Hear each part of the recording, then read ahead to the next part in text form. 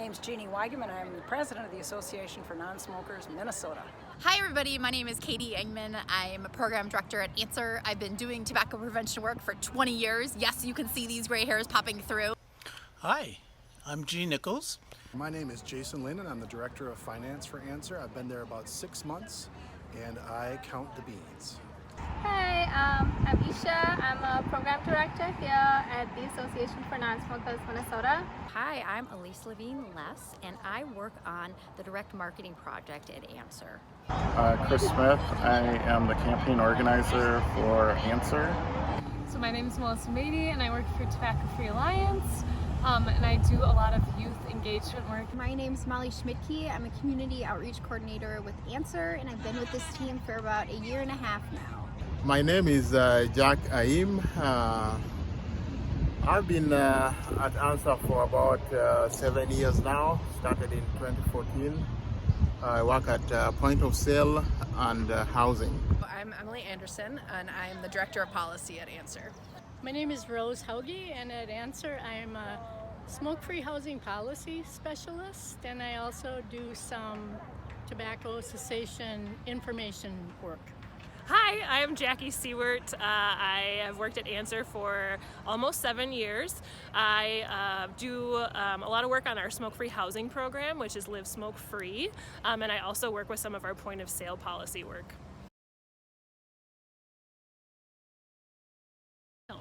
Oh, I don't do any real work. All I do is help other people do their job. My job at ANSR has been able to raise up young people's voices and to engage them in bold policy work at the city council level, state level, and even federal level. I love seeing young people just soar, and we're in really good hands with some of these young people that we've been able to work with here.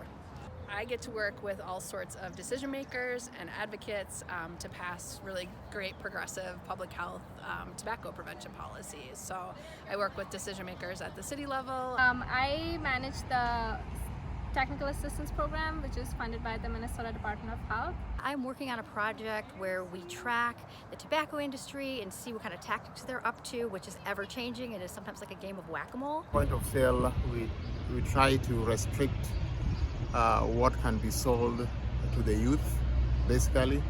And in housing, we try to restrict smoking indoors.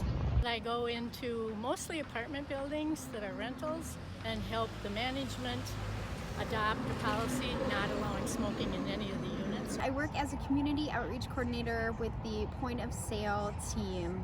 So a lot of what I'm doing is working with youth groups to engage them in advocacy and policy.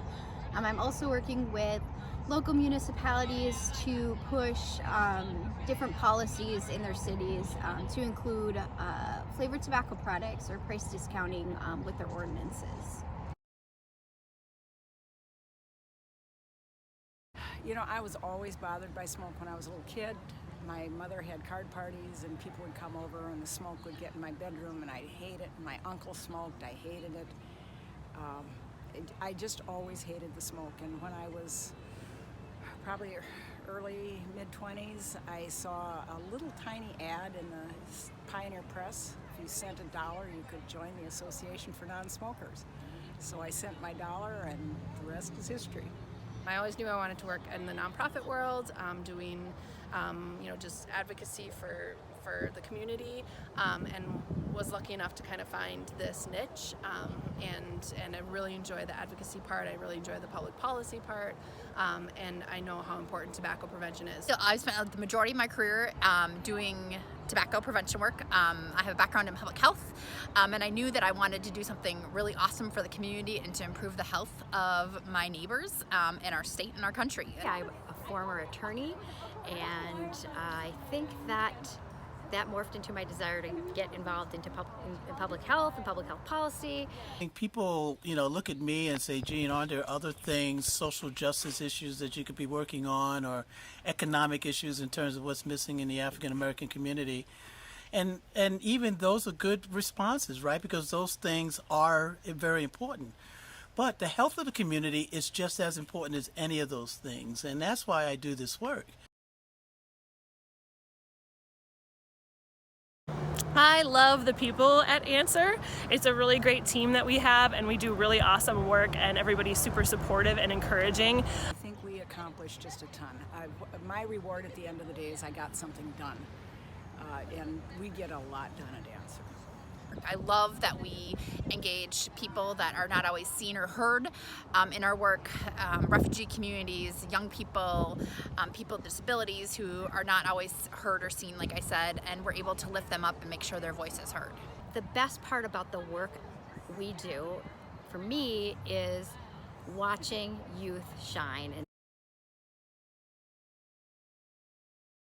Are you the smoking police? And I can firmly answer that I am not the smoking police. What we do at ANSR is policy work. So we're focused on putting policies in place that will protect people from the harms of tobacco use. You know, when I say Association for Non-Smokers, I immediately get the joke, well, I better stop smoking then.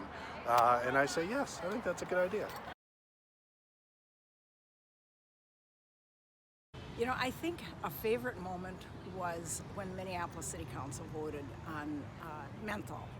It was just one after another, yes, yes, yes, yes, yes. It was just sort of echoing. And then St. Paul did the same thing, and they did a video of all of these elected officials, one after another, saying yes, yes, yes, yes. That's got to be a favorite moment. The city of Bloomington passed the first ever in Minnesota policy that would essentially end the sale of all tobacco products. We've led efforts in Lilydale and Mendota Heights with restricting flavored tobacco. I'm a former Segway tour guide, so I used to take people around the city and tell them about the history of Minneapolis on a Segway. We've had a movie crew take over our home. They took over our simple Roseville home, 1970s home, and filmed what did they film? Series that you can find on Netflix. So I have twin boys. They're fraternal, but one interesting fact about them is they were born at 11:59 and midnight, so they have different birthdays. That I rollerbladed 75 miles for this Minnesota MS rollerblade 2 different years in my younger years. Proud of my Northern Michigan heritage, and proud to be a huge Green Bay Packer fan. So it's not that weird here in Minnesota, but it's something that I always got to stick in there in any conversation. Fun fact, I like traveling. I just came back from traveling. I was out in New York, New Jersey, Pennsylvania. I just decided to hit that corridor. Really mountainous area. There are mountains that go forever. It's endless. I just realized how flat and plain Minnesota is.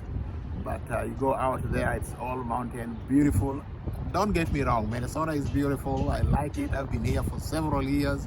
But something new is always good. Oh, I grew up on the back of a horse. Most people don't know that, but I did.